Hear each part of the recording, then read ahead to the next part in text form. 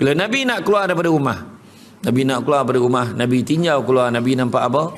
Nabi nampak tentera kafir Quraisy dah standby nak bunuh Nabi. Semua dah mengelilingi, mengepung rumah Nabi. Pada ketika itu, Nabi berstrategi. Nabi tanya pada Sayyidina Ali, wahai Ali, boleh tak kau gantikan aku kat tempat tidur? Terus Sayyidina Ali kata, dia punya riang lah, boleh, tak ada masalah. Dia punya gembira sebab dapat memberi khidmat kepada Nabi. Dengan tahap Nabi nak kena bunuh ni, mana dia sanggup ganti ke tempat tidur. Pada mereka tu satu bentuk perjuangan. Hijrah itu pengorbanan, hijrah itu perjuangan. Macam itulah lagu tapi kau kan. Jadi mana kata berjuang, berkorban, semua ada situ. Jadi bila Nabi nak keluar pula, Nabi baca ayat waja'alna min baini aydihim saddan wa min khalfihim saddan fa aghshaynahum fa hum la yubsirun. Kita baca ayat ni dalam surah Al-Fatihah. Surah apa?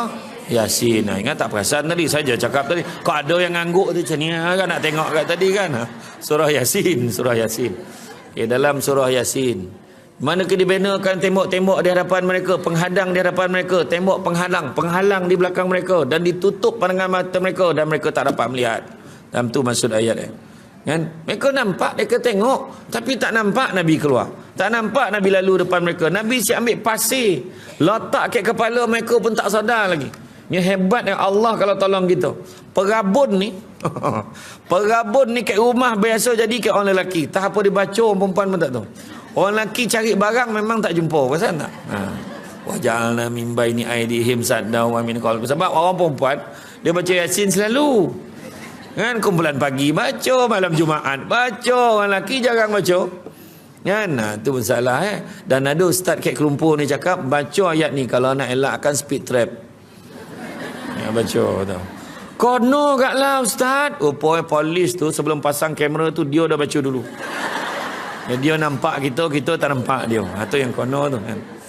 Jadi apabila Nabi keluar, Nabi dengan Sayyidina Abu Bakar bersembunyi dulu. Bersembunyi. Sebab semua jalan, bukan Nabi takut, semua jalan dah dikopong, dah ditutup. Jalan-jalan keluar daripada Makkah ni. Jadi Nabi duduk menyuruk dekat dalam gua. Dekat dalam gua kan, gua Sur. Duduk dalam tu nak bagi tahu, menyusun strategi bila nak keluar. Masa tu Saidina Ali besok tu, apa cerita sebelum tu ada orang penduduk Quraisy ni nampak, kenapa kau tak pergi bunuh Muhammad? Muhammad tu lalu tadi kau baik tak tahu. Mana ada? Nak tunjukkan ada yang nampak, tetapi tentera-tentera ni semua tak nampak. Mana ada? Tak ada. Ada. Jadi kemudian bila dah macam tu, kau pergi tengok. Yang seorang tu pergi tinjau. Elok dia tidur dalam tu. Wah, yang tidur tu Saidina Ali. Esok tu bila tengok rupa-rupanya Nabi dah tak ada, mereka tarik keluar Saidina Ali, termasuklah anak kepada Saidina Abu Bakar, Asma. Kedua-duanya ditampar, dipukul depan orang ramai. Dia beritahu, mana pergi Muhammad? Mana pergi ayah kau Abu Bakar? Mana pergi? Jadi masa itulah Nabi dengan Abu Bakar dah pun sampai ke dalam gosur, dibantu oleh Ankabut, seekor labah-labah membuat sarang supaya nampak ni gua ni dah lama orang tak masuk ni. Jadi dia pun tak ada lah nak kirai lagi dah. Kirai, kita tahu kirai.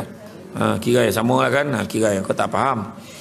Itu saya pergi hotel, tiba-tiba adalah seorang tu sebut, tak ada cancel kau towel ke bilik ni kan. Saya dah lama tak dengar cancel. Kan dah lama sebut towel kan. Cancel. Dia tak faham tu. Nampak tak? Monong dia. Cancel dengan towel. Tak tahu kenapa. Komen puruk cancel. Cancel. Tu bila saya sebut, itu saya ada ceramah kat Sarawak, itu saya sebut lah. Saya sebut mengelinjang. Ada seorang kat belakang tu, golak ada kiki golak. Faham ada seorang Sarawak, faham seorang. Rupa dia orang Rambau dah 10 tahun tak balik. Dia dengar mengelinjang tingat ke arwah mak dia kata kan. Dia guru takmir kat Sarawak. Tak apa, balik cerita tadi. Jadi tak ada lah dikira dah. Jadi makna kata dianggap tak ada orang je. Jadi Nabi dengan Abu Bakar kat dalam gua ni berstrategi macam mana langkah kita, macam mana kita nak buat, nak bagi tahu pengajaran seterusnya apa. Tadi Nabi tinjau kat luar pengajarannya, nak berhijrah bukan senang. Dah ada penghalang-penghalang dia. Tapi dengan bantuan Allah, insya-Allah kita boleh lalui. Ada mualaf baru ni tanya saya minggu lepas, saya ceramah kat satu kuliah. Seorang mualaf dia baru masuk Islam, menangis, dia kata dia kena buli dengan kawan-kawan dia, dengan adik-beradik keluarga dia. Tudung dia ditarik ke adik-beradik dia. Kemudian dia menangis, dia rasa macam tak tahulah. Dia kata Allah sayang kat kita, Allah bantu kita. Mana bantuan? Saya kata baca kisah Nabi dulu, saya kata. Nabi konon lagi tahu pada kita. Tetapi senang aja, duduk kat dalam majlis macam ni. Siapa yang tarik tudung kau, saya kata? Siapa yang kirai baju-baju kau? Cakap. Dia kata, tak ada. Dalam majlis ni banyakkan sertai apa Nabi sebut? Perbanyakkan menyertai halaqah zikrullah, majlis mengingati Allah. Insya-Allah orang baik duduk dalam tu. Kan? Memang betul nak masuk Islam, dah masuk Islam cabaran dia memang susah. Tu biasa. Kejap lagi kita tengok pengajaran tu. Macam mana lepas tu kita tengok Nabi nak keluar dah ada penghalang. Nabi duduk dekat orang susun strategi. Makna nak berhijrah pun nak kena tahu, nak kena strategi kan. Dia nak berubah lah. Kau nak berubah jadi apa? Kau nak berubah bagi apa? Kau nak tahu apa yang kita kena ubah.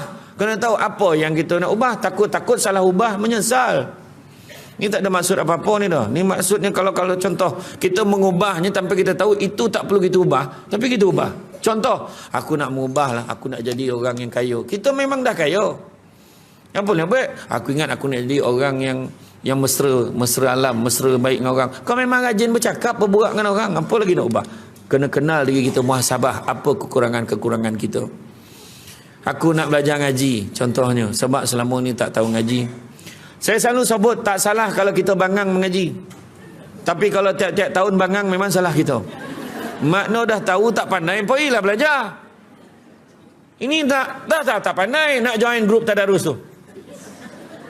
Bila masuk grup tu dah mula. Tengok dah masuk grup kita pula. Nampak. Lambik labih ni. Alah. Yang seorang tu tak tahu kenapa. Dia ni gagap baca Dia agak-agap pula. Pergilah aja, ustazah ada. Dalam grupnya ramai yang boleh ngajar. Pergi belajar. Pergilah belajar. Malu ustaz dah tua pun nak belajar. Kan Ustaz Piramli dah kongsikan dalam kitab Peneka Bujang Lapuk. Dia tanya, Ustazah Rusyah Timah tanya, ni apa? Dia jawab jin mata toncet. Kita golak. Tapi rupa-rupa hari ni murid tua belajar, tak heran. Biasa ya, sebab menuntut ilmu wajib faridah ala kulli muslim, wajib pada semua orang Islam. Jadi makna pergilah belajar. Tak kira lah tua, selagi belum mati tu belajarlah. Mak saya dengan mak long saya, Bilal mandi jenazah sombat. Bahagian sombat ni siapa yang meninggal tu dia jagalah. Tapi tiba-tiba saya tengok rupa dia pun belajar ngaji. Nak improve dari segi hukum. Tiba-tiba potang tu manung mak. Kenapa mak? Ya tu macam mono baik apa hal? Ya besok ada exam tajwid. Dia dengan maklum saya, berlumba-lumba ni besok ni tak boleh ni, besok kena tanya, ada lisan, ada penilisan. Sebab nak belajar. Umur mak pun dah tu belajar lagi. Pergi belajar. Jangan kita malu-malu. Belajar. Berjuang tu memanglah malu, susah, nanti orang cakap kita ni tak pandai. Itu kesusahan yang mula-mula, lama-lama okeylah. Bila belajar. Kan? Besok tu mak saya balik canda budak dah. Mak dapat 90 lebih. Nampak tak ayat kan? Nampak tak kan? Yang dia kan.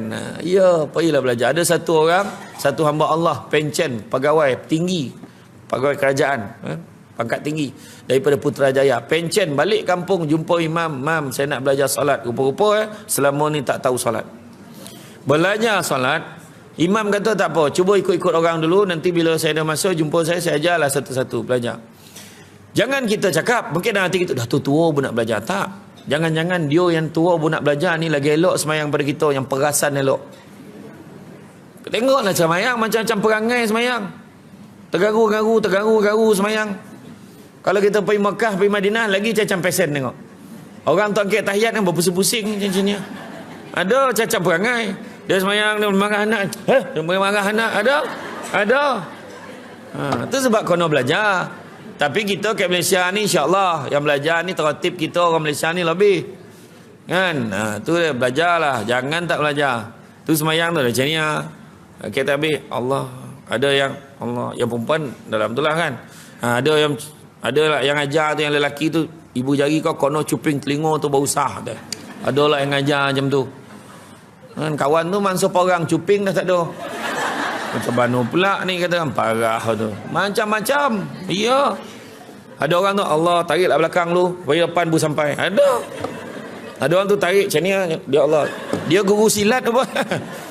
Macam-macam perangai. Iya, tu sebab tak ada ilmu kena belajar lah. Mencapai kesempurnaan ibadah. Tu tajuk lain lah. Lain kali panggil lagi tajuk tu pula. Nak mencapai kesempurnaan ibadah ada 4 perkara. Pertama, mesti ada ilmu. Yang kedua, mesti ikhlas. Yang ketiga, perangai ada perubahan. Kalau perangai tak berubah, ada masalah dengan ibadah dia. Mengumpik macam tu laju tu, mana ada masalah dengan ibadah itu. Dan yang keempat, niat. Ada 4 ni sempurna ibadah. Macam mana huraiannya? Tunggu dalam kuliah akan datang. Macam tu, insyaAllah. Saya duha banyak kosong. Malam yang susah.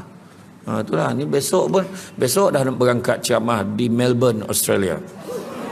Main-main kau. Nampak ya tiket tu kan. Tapi sampai Australia dah. Tak apa dia nak ceramah, tak tahulah.